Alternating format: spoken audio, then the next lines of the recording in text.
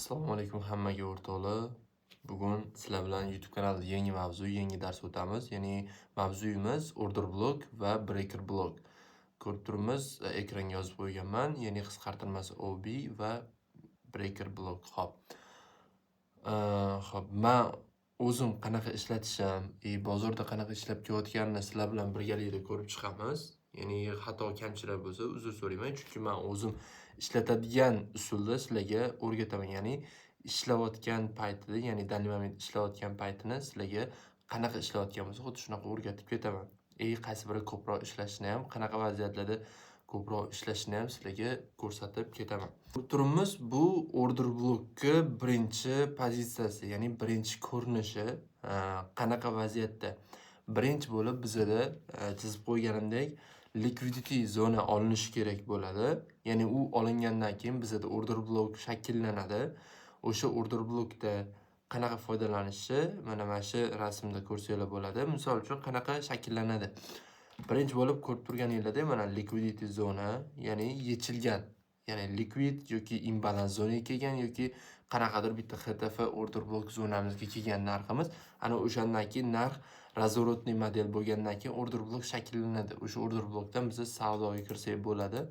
Misol uchun mana shu zonada ko'rib turibmiz qanaqa shakllanyapti. Narx mana liquid zonani yechgandan keyin mana qizil shamcha yechyapti. Undan keyin yashil shamcha shakllangan. Undan keyin uchinchi shamcha. Endi qaranglar, 1 bilan 3 orasidagi zonamiz bizda imbalans hisoblanadi. Mana shu zona. Ya'ni order block ishlatayotganingizda sizlar birinchi bo'lib o'sha imbalans zonasiga qarashingiz kerak. Bu smart money order block. Men ICT ni qo'shmayapman bu yerga. Ya'ni o'zim ishlatadigan zonalarni sizlarga aytayapman. Misol uchun qaranglar, mana birinchi ko'rinishda mana 1 bilan 3 oradagi shamchada orasida FVG ya'ni imbalans mavjud. Demak, order block qonun qoidasi bo'yicha birinchi qonun qoida shu. Misol uchun 1 2 bo'ladigan bo'lsa, o'zidan oldingi zonani, o'zidan oldingi shamchani likvidligini yechgan bo'lish kerak. Likvidligi qaysi? Likvidligi mana bu zonani shamchani yechib o'tgan, mana bu qizil shamcha ko'rib turibmiz. Demak, ikkinchi qonun qoidasiga ham to'g'ri kelyapti. Mana ikkita bo'ldi. Demak, mana shu qizil shamcha bizda order block shakllanganini ko'rsatib turibdi. Mana shu qizil shamcha bizda mana shundoq tortib order block qilib ishlatsak bo'ladi degani. Mana shu bizda order blockga tortadi. Bu buy uchun, ya'ni buy modeli uchun. Endi sell modeli uchun xuddi shuni teskarisi bo'ladi. Ko'rib turganingizda mana bu liquid zona yechilgan, o'zidan oldingi shamchani likvidligini yechgan, mana bu imbalansimiz bor. Demak, mana bu ko'k shamchamiz bizda OB, ya'ni order blockga kiradi. Demak, shulardan biz bemalol foydalansak bo'ladi. Endi qanaqa foydalanadi bu yerda? Bilasizlar, YouTube kanalimda entry darslar bor. O'sha darslarni ham ko'rsanglar ancha foydali bo'ladi. Endi qaranglar, mana shu zonada misol chok berishi mumkin. Chok bergandan keyin narximiz bitta korreksiya beradi. Korreksiya mana shu to'g'ri korreksiya inducement bo'ladi. Undan keyin inducement yechgandan keyin order blockdan biz savdoga qo'shilib olsak bo'ladi degan. Xuddi shunaqa entry olinadi. Bu yerda ham ko'rib turibmiz sell uchun, buy uchun shakllangan model. Mana bu yerda birinchi qoida, ya'ni o'zidan oldingi shamchani yechgan, ikkinchi qoida mana bu yerda mana birinchi qoida, mana bu nuqtada ikkinchi qoida. Kichkina bo'lsa-da imbalans shakllangan bo'lsa, bemalol o'sha narsani hisobga olib turib order block deb olsak bo'ladi. Mana bu yerda kichkinagina imbalans shakllangan order block deb olsak bo'ladi. Bu to'g'ri order block. To'g'ri bu order block olish. Endi ikkinchi pozitsiyasiga o'tamiz. Ikkinchi pozitsiyasiga keladigan bo'lsak, ko'rib turibsizlar, bu yerda ham bunaqa o'sha birinchi pozitsiyaga o'xshash chizma, ya'ni order block yozilgan. Endi qaranglar. Bu yerda nima bo'ladi? Birinchi bo'lib narximiz liquidity zonani yechgan va o'zidan oldingi shamchani yechgan.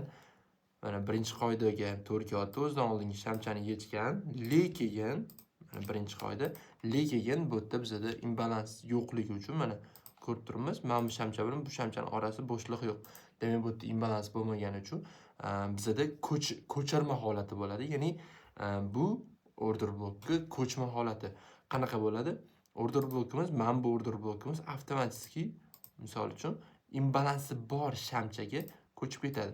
Mana bu shamchaga. Endi mana bu order blok emasda bizada.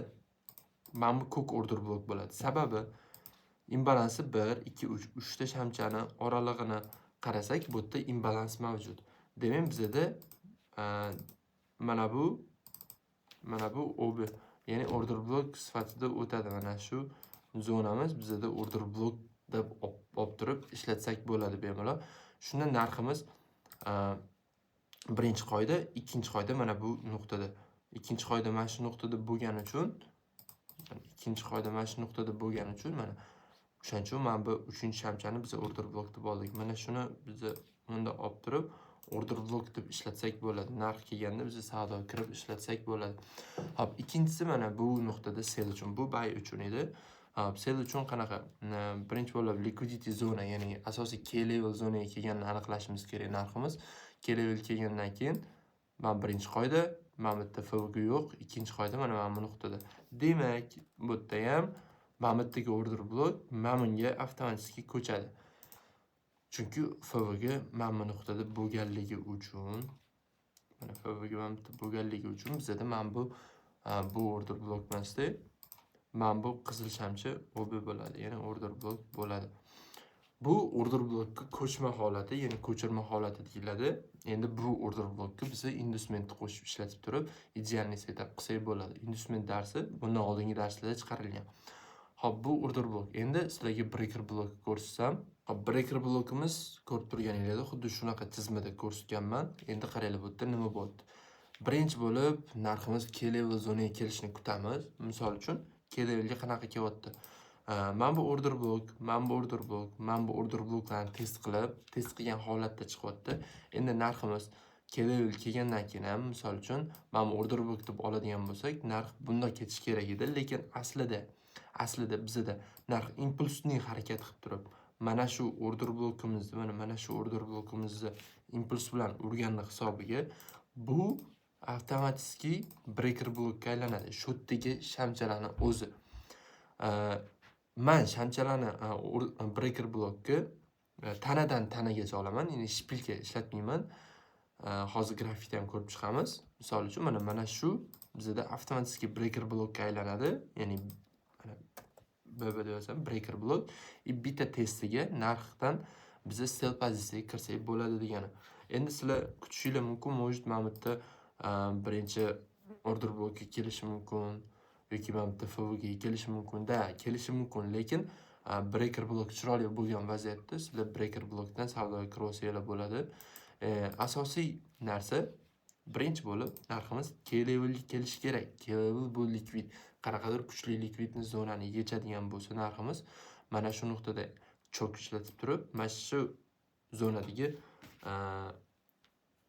blokka biz breaker blok deb olib turib ishlatsak bo'ladi. Bu sell pozitsiya uchun. Mana bu ikkinchisi bo'lsa, ko'rib turibmiz, narximiz order bloklarni test qilgan holatda kelyapti. Test qildi, narx likvidligini yechdi. Mana bu yerda likvidit zonaga kelib turib, uni ham yechib turib, narx razvorot oldi, ya'ni impulsni chiqib turib, mana shu breaker blokimizni mana shakllantirib berdi. Narx order blokka impulsni urdi. Impulsni urgandan keyin bitta atkat beradi, tana bilan buzdi, mana tana bilan buzdi, atkat berdi. Biz atkatdan qo'shilib olishimiz kerak bo'ladi. Ya'ni breaker blok qilib turib ishlatib turib. Hop, mana bu nuqtani ko'rib turibmiz. Xuddi shunaqa ishlatiladi. Asosiy narsa key level zonaga kelish kerak bo'ladi narx. Ana o'shani biz chiroyli qilib ishlatsak bo'ladi. Endi grafikda ko'rib chiqsak, sizlar bilan o'sha qayerda breaker bor, qayerda blok bor. Shu grafik ko'rib turibmiz. Men asosiy narsa ko'pincha breaker blok ishlataman. Order blok kamdan kam ishlataman. Shu uchun sizlarga o'sha qanaqa vaziyatlarda breakerlarni ishlatishni ko'rsatib chiqaman. Misol uchun razvorotli model bo'layotgan nuqtada sizlar breaker qilib ishlatsanglar bo'ladi. Misol qayerda liquidnesslar olingan zona, ya'ni liquidnesslar yechilgan zona, birinchi liquidness yechilgan misol, mana liquidness yechilyapti, sell side yechilyapti, narx buy side'ga harakat qilyapti, to'g'rimi? Xuddi shu zona. Mana shu nuqtadan bizni breaker olib ishlatsak bo'ladi. Qanaqa qilib ishlatsak bo'ladi? Qaranglar. Mana bu yerda bizda chok beryapti. Men breaker olishimni sizlarga ko'rsatib beraman. Bu narsa M5 da qarasak ham bo'ladi. Kichkina time frame, katta time frame farqi yo'q. Entry olganingizda siz M5, M15 ishlatasizlar. Asosiy narsa ishlatayotgan narsalar. Endi qaranglar. Mana bu nuqtada aslida chok mana shu nuqtada bo'lgan. Biz kattaroq time frame ko'rdik, M15. Adashmasam M15 edi. Mana M15 da ham ko'rsak, qaranglar. Narximiz mana bu nuqtada, mana bu nuqtaga lowga test qilgan, mana bu shamchaga test qilgan, tushgan. Lowni yechyapti bir marta. Lowimizni bir marta yechyapti. Mana bu nuqta sell side yechildi, liquidness yechildi asosiy. Razorot beryapti.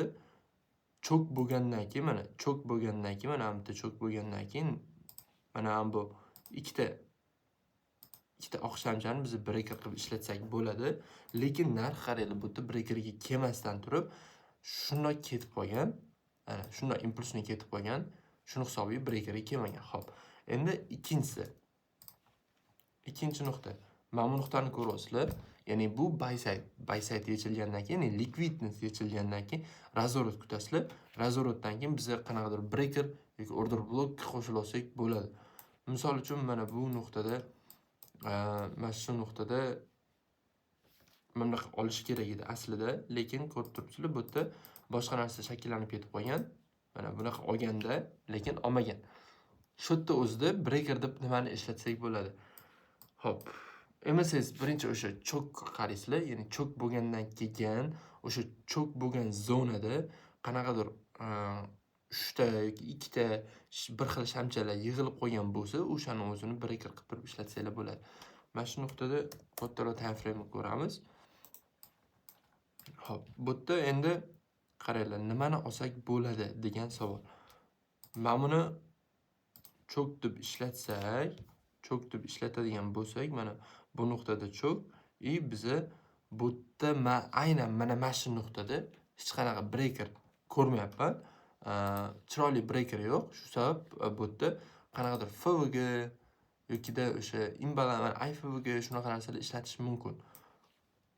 Lekin aynan chiroyli breaker yo'q. Uchun mana bu nuqta liquidness yechgan, mana bu liquidness yechgan, receive bergan narximiz, receive bergandan keyin MSL o'sha chok qaysi nuqtada beradi? Mana shu time frame ni mana shu yerda beradi. Demak, men bu qorani, mana shu qorani men breaker qilib ishlata olaman. Shunda mana bu qora shamcha kirishiga men savdoga kira olaman. Mana shu nuqtadan 1-2 mana shu nuqtagacha. Mana shu nuqta o'zi aslida qanaqa bo'lib berish kerak edi? Narx bunday kelganda narx ko'tarib berish kerak edi. Lekin bu impulsni yorib o'tgani uchun, men bu nuqtada bitta test bergani uchun men sellga qo'shilib oldim. Shu nuqtadan xuddi shunaqa ishlatiladi. Mana bu nuqtalarda ham ishlatsanglar bo'ladi. Mana bu nuqta misol sweep beryapti. HTF zona bo'lgandan keyin endi bu nuqtada breaker yoki boshqa narsani ishlatish uchun mana bu nuqtada mana bu 3 ta candle bizda breaker bo'lib ketadi. Mana shu nuqtadan biz savdoga qo'shila olsak bo'ladi. Lekin bu yerda juda kichkina ko'rib turibsizlar. Har xil zonalarda bor. Breaker eng ko'p keladigan nuqta, ya'ni o'sha liquidness yechilishda rasol bo'lib keladi. O'shadan sizlar olib turib savdo qilsanglar bo'ladi. Misol uchun mana bu nuqta liquidness yechgandan keyin bizda razorot beryapti. Mana bu nuqtada, to'g'rimi? Mana shu nuqta razorot bergandan keyin sizlar mana shu nuqtadagi zonadan breaker qaraysizlar. Misol uchun mana buni bitta ikkita candlelar biz breaker deb olib turib savdo qilsak bo'ladi. Ya'ni mana shu nuqtadan yokida mana bu nuqtada order block shakllangan. Order block kutsanglar, ko'rdinglar, qolib ketasizlar. Order blockga FVG'si, ya'ni imbalansidan narx ketib qolgan, xuddi shu zonada. Men bu order blockga kelmagan, lekin men bu order blockga imbalansiga narx kelgan. Shu uchun narx ko'tarib beryapti. Yaxshi. Endi Mana bu nuqta misol mana birinchi liquidness yechishi.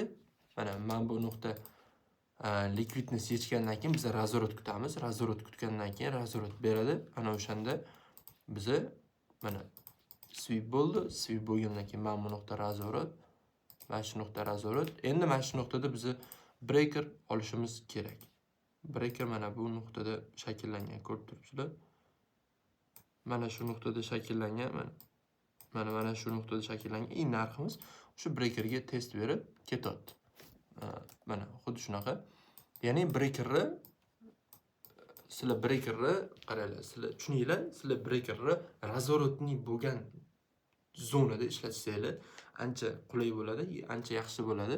Razvorot berishini kutib turib, misol uchun o'zinglar olasizlar, indekslarda makro vaqtlarda ishlab beradigan narsa 100% cho'tki ishlab beradi. O'sha indeksda ikkita tillarda o'sha razvorot bo'ladi, MSS beradi. O'sha yerda breaker yoki order block yoki FVG yoki IFVG lardan foydalanib ishlay olsanglar bo'ladi. O'rtoqlar xuddi shunaqa ishlanadi. Men o'zim ko'p ishlatadigan narsa order blockdan ko'ra breaker block juda qulay, zo'r ishlab beradigan narsa. Hozir negativlar chiqishi mumkin. Nima deydi? Sen tayyor chartdan ko'rsatib berding, boshqa berding. Tayyor chartdan ko'rsatib berdim, lekin shu narsani men o'zim ishlatib yurganim uchun sizlarga ko'rsatib bera olmayman.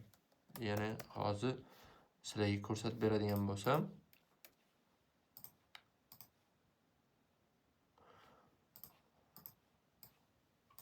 mana shu yerda prime hammasini ishlatib kelganman. Buy side, sell side, breaker, boshqa balobatlar hammasi ishlatilgan.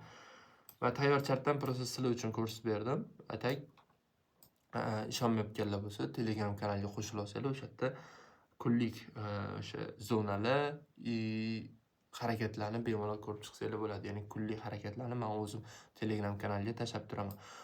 Video yoqqan bo'lsa, o'zingizlarning izohinglarni, fikringlarni kommentariyaga yozib qoldiringlar. Kanalga obuna bo'lmaganlar obuna bo'lib qo'yinglar. Bundan keyin xudo xolisa yangi dars qo'yamiz. Hammaga rahmat, o'rtoqlar, charchamang.